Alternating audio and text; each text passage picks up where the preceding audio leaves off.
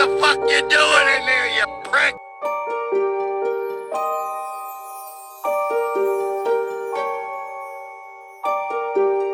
Facts vs. Fiction. Michael Myers, the real horror behind the legend. Welcome back to the Pizzaverse, where we don't just watch horror flicks, we pull the mask off and show you what's underneath.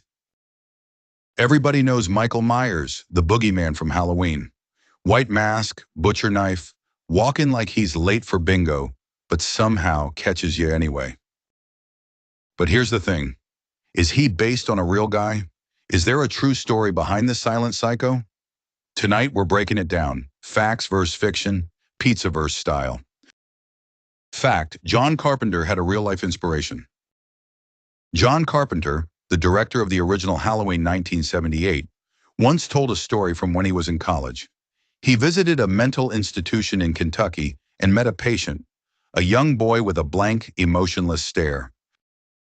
Carpenter said the kid gave him the creeps, and he never forgot that chilling emptiness.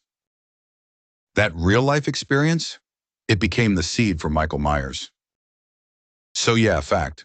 Michael Myers wasn't based on one killer, but on Carpenter's encounter with a boy who felt like pure evil. Fact: the boogeyman legend goes way back. The movie calls Michael the boogeyman, and that's not random. The idea of a faceless monster lurking in the shadows, that's an old European folktale. Parents used to scare kids with it. Behave, or the boogeyman gets you. Carpenter tapped into that cultural fear. So the fact: Michael is as much folklore as film, an update on an old childhood terror. Fiction: Michael Myers was a real serial killer. Some people online swear Michael Myers is based on a real murderer. Nah, there was no Michael Myers stalking babysitters in Illinois. That's pure fiction. He ain't no Bundy, Dahmer, or Gacy. He's a movie monster, not a case file. Fact: the name came from real life. Funny twist, the name Michael Myers did come from a real person, but not a killer. Carpenter named him after a British film distributor who helped get one of his early movies shown overseas. So the scariest slasher in history, named after some poor dude in the movie biz. So fact: the name's real, but the character ain't. Fiction: the mask is some ancient symbol. People love saying the mask got deep meaning. Nah.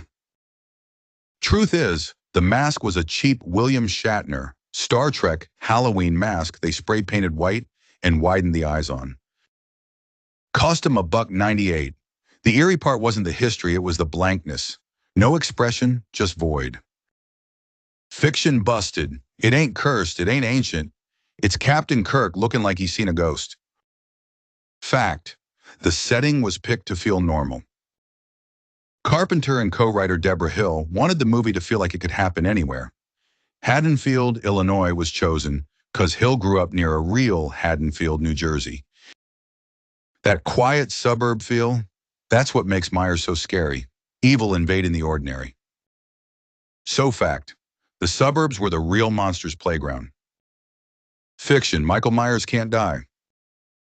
Yeah, the movie's got him shot, burned, stabbed, blown up, run over, and the guy still keeps coming back. In reality, ain't nobody walking away from that. Fiction: he's not supernatural in the first film. The sequels made him bigger than Jason Voorhees' gym membership, but Carpenter's original intent was simple. He's just a man who feels like the boogeyman. Fact: the real horror is us. Carpenter once said, "The scariest monsters are the ones we create." Michael's mask is just a blank slate.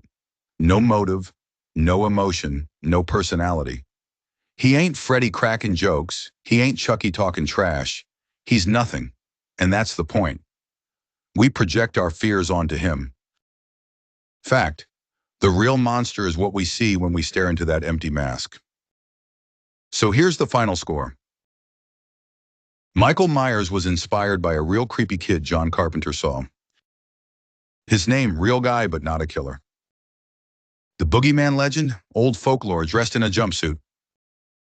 The mask: straight up a cheap Shatner makeover. The killer himself: 100% fiction, born in Hollywood.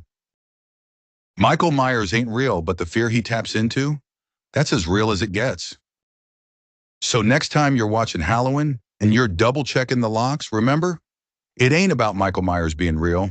It's about how real he feels. That's why he still haunts us after all these years. If you like digging through the myths, the masks, and the monsters, smash that subscribe, drop a like, and stick with us here in the Pizzaverse. We keep the truth sharp as a butcher knife.